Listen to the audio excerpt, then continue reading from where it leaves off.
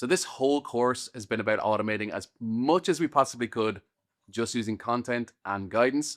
But how do we actually know it's time to move beyond just using these? Well, there are a few key signals that we can watch out for.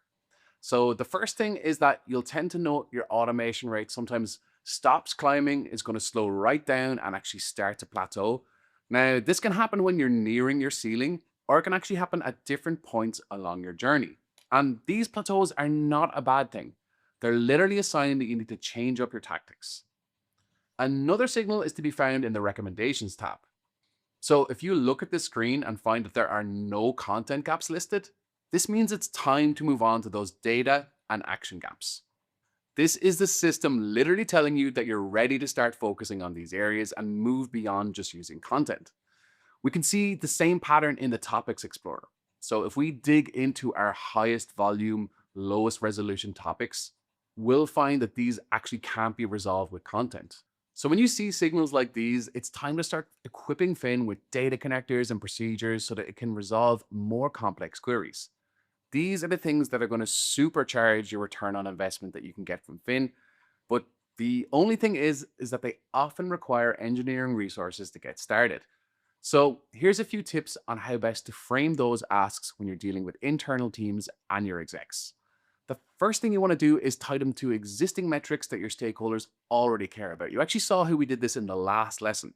We made it really easy for them to understand the impact that this work would have, which in turn helped them prioritize it. Now, the second thing is about building a proof of concept to help with alignment.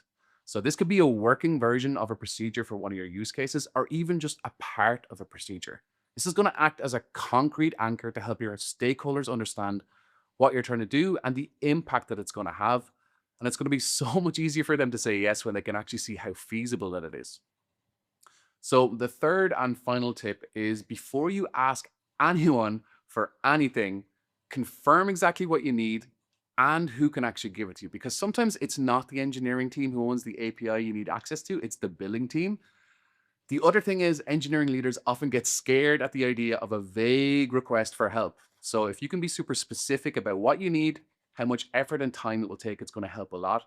A lot of our customers actually report that they only need a small investment of an afternoon or a day or two upfront, rather than it being like a sprawling project that takes a lot of time and maintenance. Okay, below this lesson, you're going to find resources that help you frame these asks, plus a lot more on how to set up, build, and get the most out of data connectors and procedures.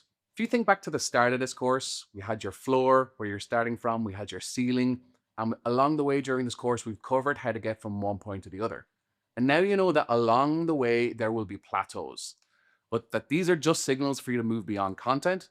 So when you feel yourself plateauing, it's not a stop sign, it's just telling you where to look next.